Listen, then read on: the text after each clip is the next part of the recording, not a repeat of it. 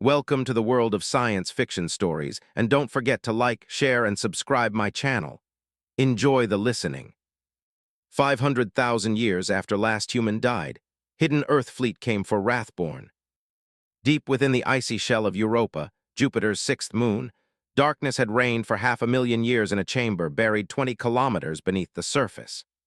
The soft blue glow of emergency lights suddenly flickered to life as condensation dripped from the metal walls, and the heating systems engaged for the first time since the old Earth calendar had marked the year 2735. The central computer system, Sentinel, ran its activation protocols. Its artificial voice echoed through the empty halls of the facility. Revival sequence initiated. Time elapsed since shutdown, 499,872 years, 103 days, 17 hours. Beginning crew revival, Priority 1, command staff in the main stasis chamber. Frost melted from 6 large metal pods arranged in a circle. The first pod hissed as its seal broke, and Captain Thomas opened his eyes, gasping as his lungs filled with air for the first time in 500 millennia. His body shook with violent tremors as warmth returned to his limbs. "Status report," he croaked, his voice raw from disuse. "Revival successful, Captain," Sentinel responded. "Your vital signs are stabilizing, memory and cognitive functions appear intact." Thomas tried to sit up, but his muscles refused to cooperate. He looked around the chamber, watching as the other pods began their revival sequences. The second pod opened, revealing Dr. Anna, the medical officer. Her eyes fluttered open, filled with confusion. "Did it work? Are we?" she asked weakly. Thomas stared at the ceiling as Sentinel confirmed. Date and mission status. Current date by old Earth calendar, October 17, 3,234,972. Mission status. Stage 1 complete. Fleet preservation achieved. Now entering Stage 2, reconnaissance and assessment. Dr. Anna's pale face whispered, "It's been so long, everyone we knew, everyone is dust." Thomas finished, "Just as we planned." One by one, the remaining pods opened. Major Robert, the military strategist, emerged next, followed by Engineer Paul, Communications Officer Linda, and finally Science Officer Mark. Each awakening followed the same pattern: confusion, disorientation, and then the slow, terrible realization of how much time had passed. Major Robert was the first to regain enough strength to stand. He braced himself against his pod and surveyed the room, the ships, the hidden fleet. "Status operational," Sentinel reported. 97% of vessels are preserved at optimal capacity, 3% show minor system degradation, repair protocols active. Thomas closed his eyes, memories flooding back of the final days of humanity. The Wrathborn invasion, the systematic hunting and extermination of humans across every colony and outpost, and Earth itself burning. "Show me the last transmission," he ordered. A holographic screen appeared in the center of the room. The image showed an older man in a tattered military uniform, his face streaked with blood and ash. Behind him, fires raged across what was once the final human settlement on Mars. "This is Admiral Wilson of the Earth Defense Force," the man said, his voice steady despite the chaos around him. "This will be the final transmission from known human forces. The Wrathborn have breached our last defenses. There will be no more transmissions after this. To anyone receiving this message in the far future, we were here, humanity existed, and our final act is not surrender but patience." The Admiral looked directly into the camera. "Captain Thomas, if you're watching this, then Project Lazarus worked. You are now what remains of humanity's vengeance. The Wrathborn believe they have won. Let them believe that for 500,000 years.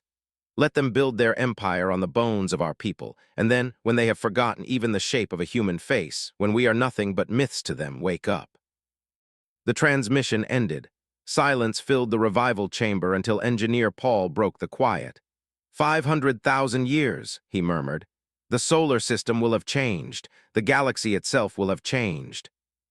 Science Officer Mark nodded weakly from his pod. "But physics hasn't changed, and neither has our mission."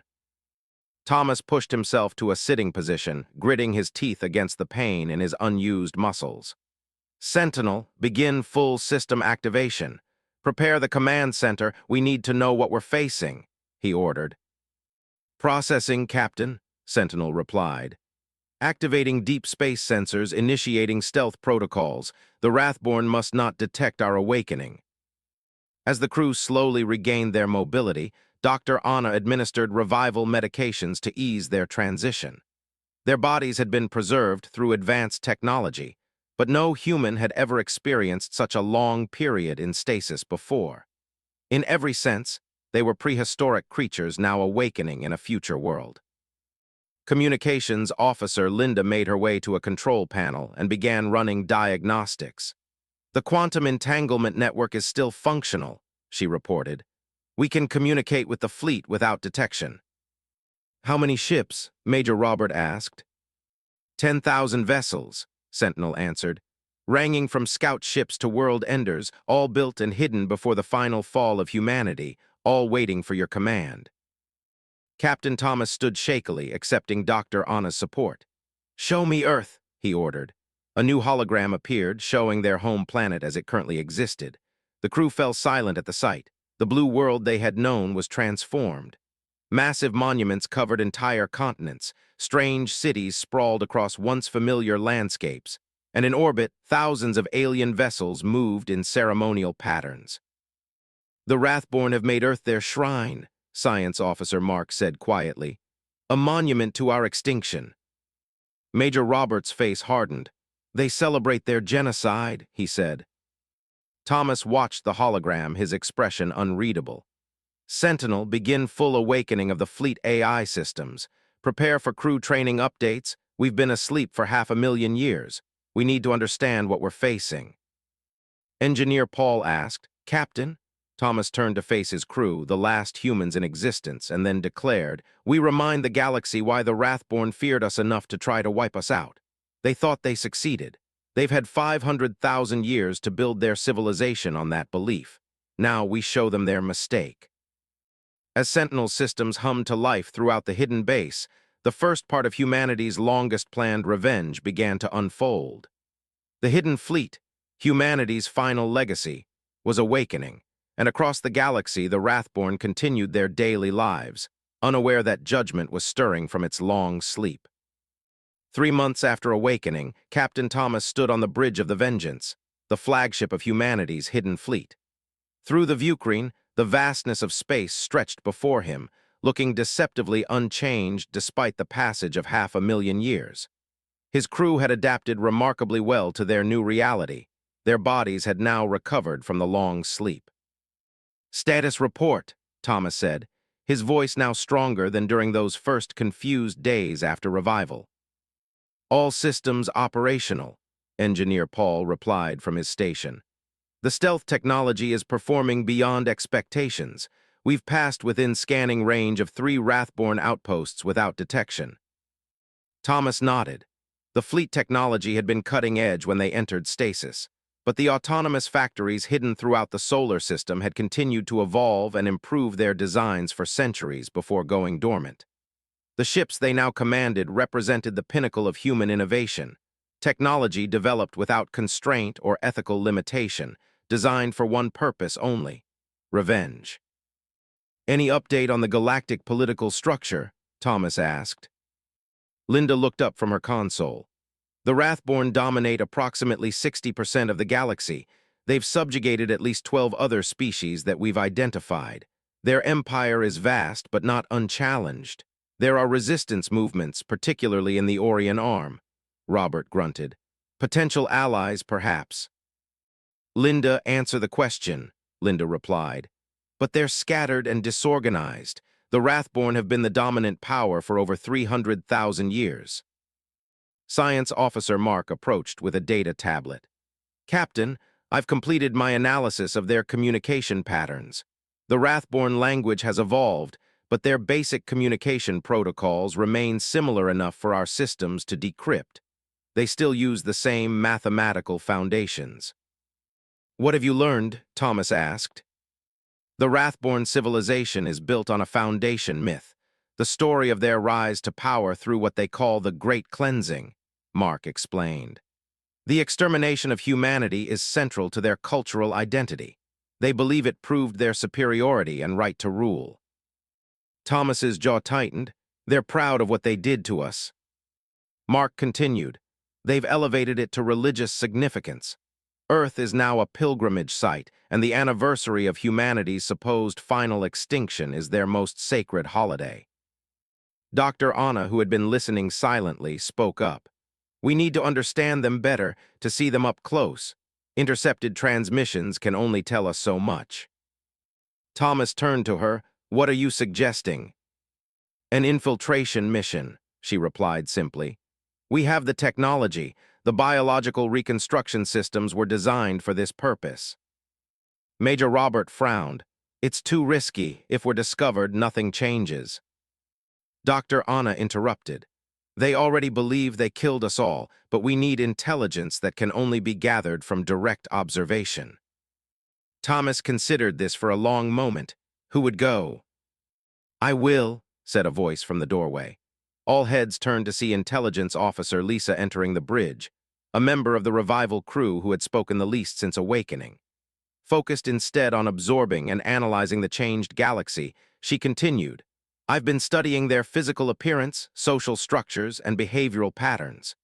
The biological reconstruction chamber can modify my appearance temporarily. I can pass as a minor species within their empire, one with access to their outposts, but not important enough to attract attention. Thomas studied her carefully. This wasn't part of the original mission parameters. The original mission parameters were created 500,000 years ago, Lisa replied evenly. We need current information to execute our vengeance effectively. After a day of heated debate, Thomas approved the mission. The vengeance positioned itself near a remote Wrathborn outpost, a trading station where various subjugated species were permitted limited movement. The biological reconstruction process was painful but successful. Lisa's human features were temporarily altered to match those of the Narin, a species conquered by the Wrathborn only 20,000 years ago, recent enough that the Wrathborn still permitted them some freedom of movement. The transformation will last approximately 14 days, Dr. Anna explained. As Lisa examined her new appearance in a mirror, she noted that her skin now had a faint blue tint with ridges along her forehead and neck.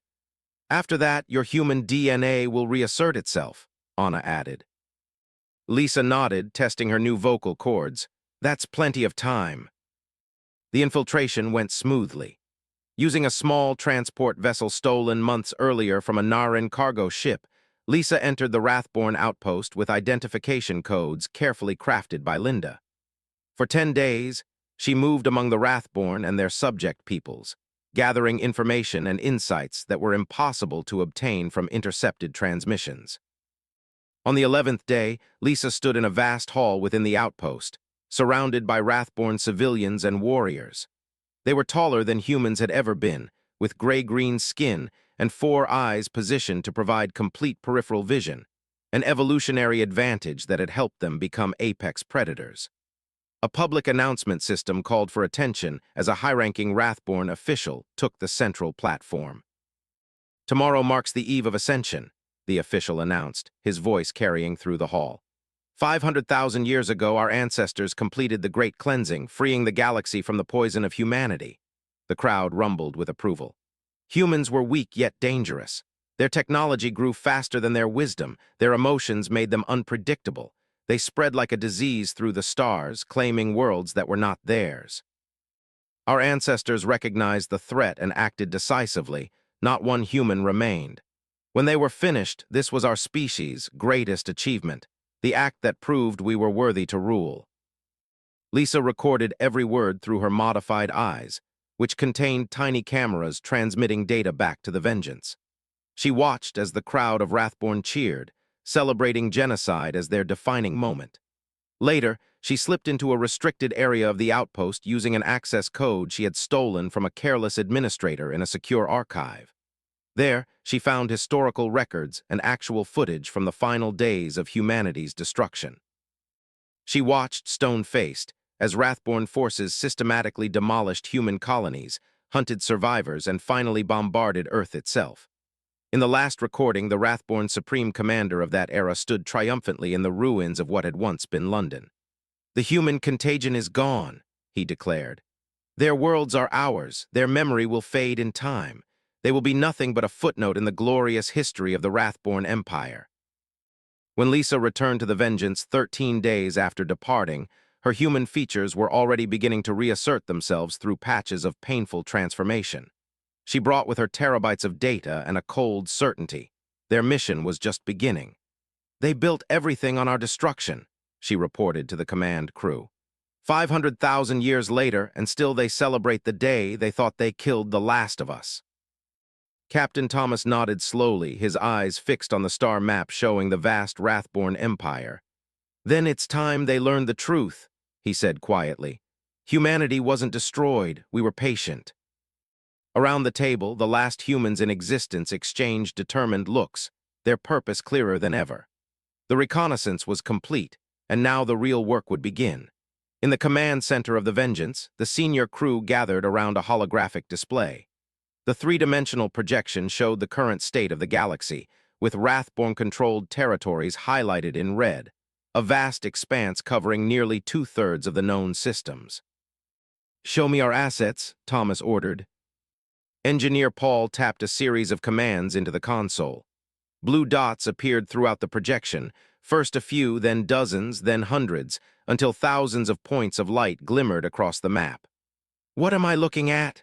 Thomas asked, his voice barely above a whisper.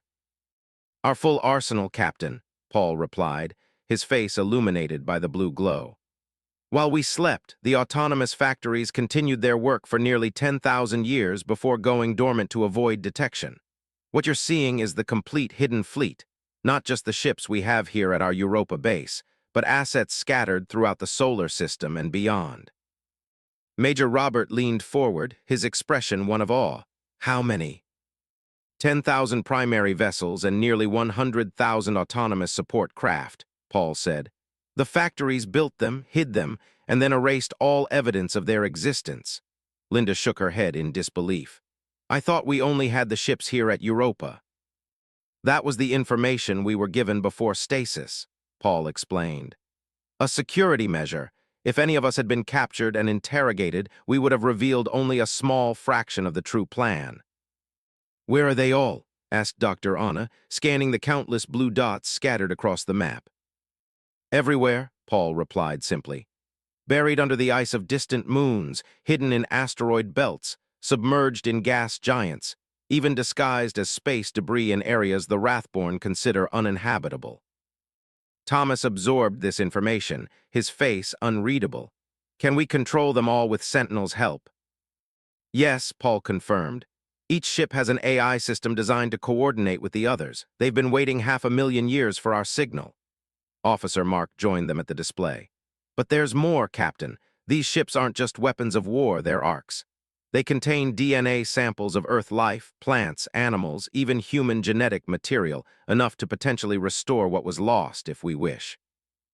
A heavy silence fell over the command center as the implication became clear. They weren't just planning revenge. They were carrying the seeds of resurrection. "Show me the Wrathborn home world," Thomas ordered. After a long moment, the hologram shifted, focusing on a single planet orbiting a yellow star. Dense urban centers covered much of its surface. "Wrath Prime," Intelligence Officer Lisa said, stepping forward. "Population approximately 30 billion, the heart of their empire and their most sacred site." "After Earth, their defenses?" Major Robert asked. "Substantial," Lisa answered. "Orbital platforms, defense fleets, planetary shields, but their technology has stagnated over the last 100,000 years. They've had no real rivals, no need to innovate. Meanwhile, our automated factories continued evolving our weapon systems until they went dormant. So, can we win?" Robert asked. "Not quite," Engineer Paul corrected. "We can destroy them completely, Captain." Thomas stared at the hologram of Wrath Prime, his fingers brushing against the image of the planet that had birthed humanity's destroyers. "Is that what we should do?" he asked quietly. The others looked at him in surprise. "What do you mean, Captain?" asked Major Robert, confusion evident in his voice. "This is our mission, vengeance for Earth, for all of humanity," Thomas said. "But what form should that vengeance take? Complete annihilation, does that make us any different from them? Dr. Anna stepped closer. We've had this debate before, Thomas. 500,000 years ago, before we entered stasis, the decision was made by people watching their world burn. Thomas, interjected Lisa, her eyes flashing. They celebrated that genocide. I saw it with my own eyes. I'm not suggesting we do nothing. Thomas raised his hands. I'm asking, what does victory look like? Is it the extinction of another species or something else? The command center fell silent as the crew considered his words. Finally, Engineer Paul spoke. We have options, Captain. The fleet was designed for maximum flexibility. We can strike military targets while sparing civilian populations. We can target their leadership. We can disable rather than destroy, or we can force them to confront their history. Not as a twisted point of pride, suggested Science Officer Mark. Major Robert shook his head. They killed everyone, Captain, everyone I knew. Thomas's voice softened as he recalled the past. I watched Earth fall from the last evacuation ship. I saw my home burn. But I also remember what humans were before the end, not just victims, but creators, explorers, dreamers. If we only act as destroyers, what are we preserving of humanity besides its worst impulse? Revenge. The debate continued for days. The command crew argued, sometimes bitterly, about the shape their vengeance should take. They reviewed historical records of the final war, studying the tactics the Wrathborn had used to hunt humans to extinction, and analyzed the current state of the Wrathborn Empire to identify key vulnerabilities and command structures. On the fourth day, Thomas called for a decision. We will strike in 3 phases, he announced, standing before his crew. First, a demonstration of power, targeted attacks on military installations to show that their defenses mean nothing to us. Second, a revelation of truth. We will broadcast the actual history of the Great Cleansing throughout their empire, showing the horror of what they celebrate. And third, he paused, making eye contact with each member of his command staff, a choice. Yes, Linda repeated. Exactly, Thomas confirmed. We will give them the opportunity to acknowledge their crime and make reparations. If they refuse, then we unleash the full power of the hidden fleet upon their home world. Major Robert frowned. And if they agree, what reparations could possibly balance the scale against genocide? Simple, Thomas said. Return our home world to us, abandon their empire, and live under limitations we impose. Their civilization will continue, but their days of dominance will end. And if they resist, he asked Lisa, her expression hard, then they will join humanity in extinction. The choice will be theirs. Over the following weeks, the plan took shape. The hidden fleet began to activate ships stirring from long dormancy throughout the solar system and beyond. Weapons were checked, systems upgraded, and coordinates plotted. The Wrathborn, believing themselves to be unchallenged masters of the galaxy, remained unaware that judgment was approaching. As the day of the first strike drew near, Captain Thomas stood alone on the observation deck of the Vengeance, looking out at the stars. Before him lay a galaxy that had forgotten them. Soon that would change. We're ready, Captain, Major Robert said, appearing at Thomas's side. Thomas nodded and said, send the activation signal, wake the fleet across the galaxy. Thousands of hidden ships began to power up their engines.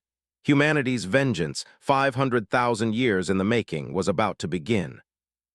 The Wrathborn military outpost, orbiting Proxima Centauri's 3rd planet, was considered impregnable.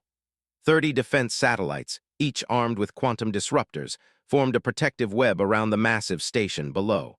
On the planet's surface, 2 million Wrathborn soldiers trained in the high-gravity environment prepared for deployment throughout the Empire.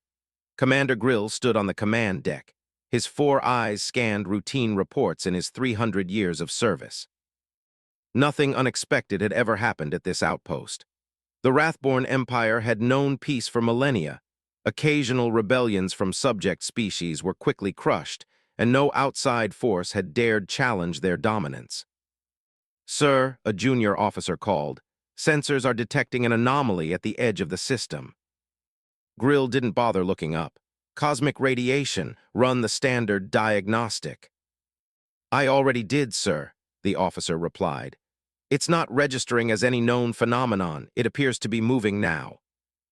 Grill raised his head, irritation evident in his clicking mandibles, and put the anomaly on screen. The main view screen activated, showing empty space at first. Then, like water rippling, the vacuum seemed to distort as a massive shape emerged from nothingness. A sleek, dark vessel unlike any Wrathborn design. "Impossible," whispered Commander Grill before he could issue orders. More ripples appeared, and then 10, 20, 50 ships materialized, their hulls absorbing rather than reflecting light. They formed a perfect attack formation. "Raise shields. Contact Imperial Command," Grill shouted. "Unknown fleet, this is Commander Grill of the Wrathborn Empire. Identify yourselves immediately." Before he could continue, his words died in his throat as a beam of energy. So concentrated it appeared solid, lanced from the lead ship. It struck the nearest defense satellite, which didn't explode. It simply ceased to exist, its particles dispersed at the atomic level. Aboard the Vengeance, Captain Thomas watched the first strike through the view screen. "Precision fire only," he ordered. "Target military assets, no civilian casualties." Major Robert nodded, directing the fleet's movements with practiced efficiency. The first defensive ring was neutralized. Moving to secondary targets, the hidden fleet operated with perfect coordination, each ship functioning as part of a single organism. Weapons that had been theoretical when humanity fell now demonstrated their devastating effectiveness. Defense satellites vanished, communications arrays dissolved, and outpost shields, designed to withstand the strongest known weapons in the galaxy, flickered and failed under attacks they had never been designed to resist. "Distress signal has been sent," Linda reported. "The Wrathborn Imperial fleet has been alerted." Thomas nodded grimly. "Good, let them come."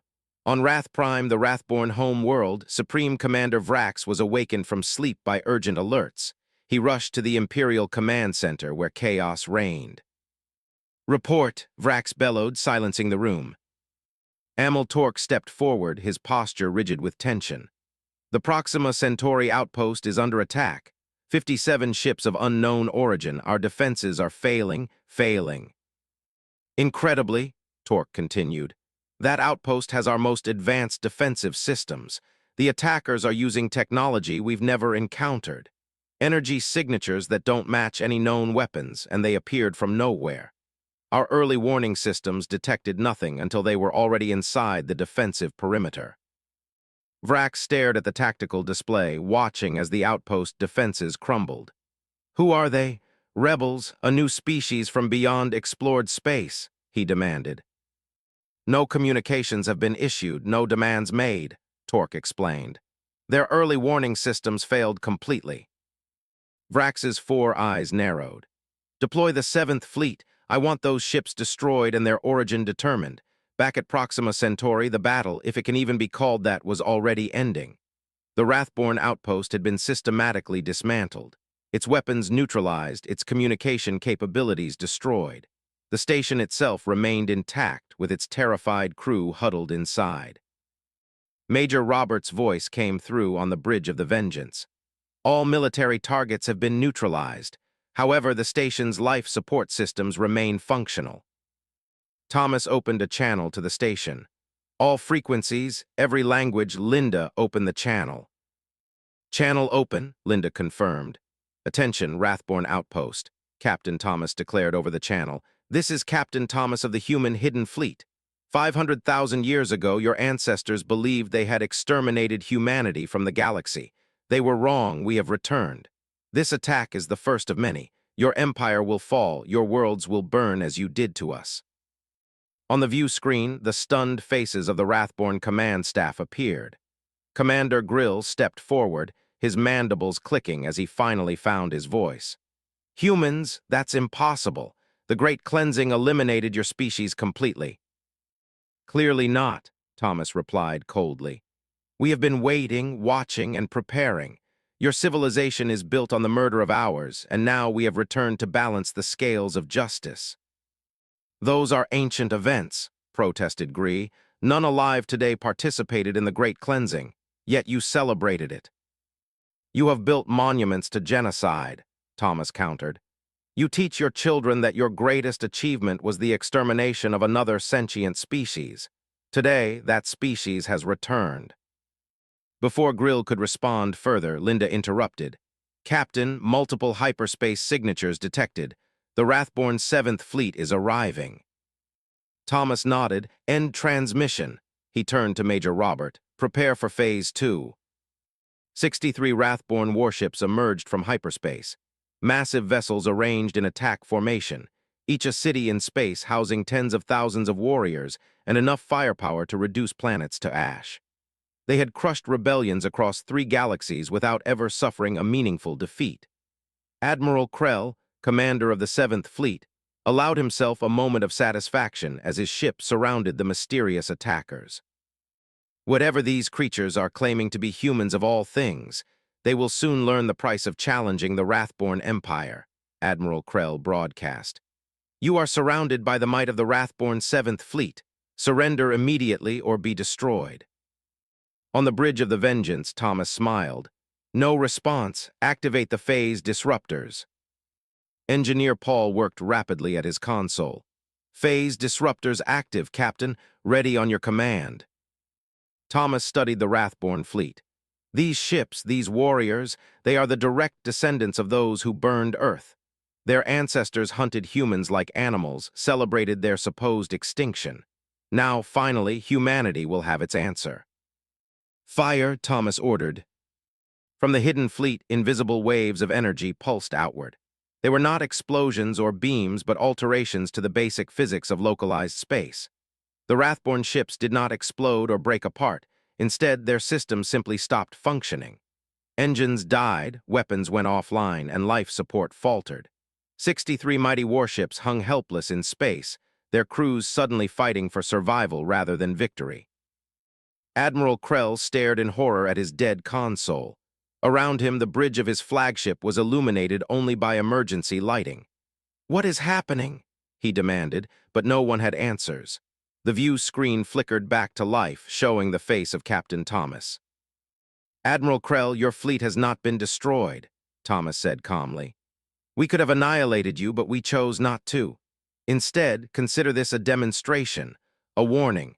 Your ships will regain minimal power in approximately 48 hours, enough for life support and communications, but not for weapons or propulsion." "Who are you?" Krell whispered. "We told you," Thomas replied, voice steely. "We are humanity.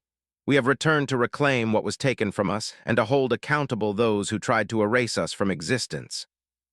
"But humans are extinct," Krell protested. "That's what you were taught," Thomas said. "The truth is about to be shared across your empire." As the hidden fleet slipped back into their cloaking fields, leaving the disabled Wrathborn vessels drifting in space, a signal propagated throughout the galaxy. It bypassed Wrathborn security protocols, overrode entertainment frequencies, and appeared on every communication device in Wrathborn-controlled space. Billions of Wrathborn watched in confusion, and then mounting horror, as the true history of the Great Cleansing played before their eyes. Not as a glorious victory, but as the atrocity it had been.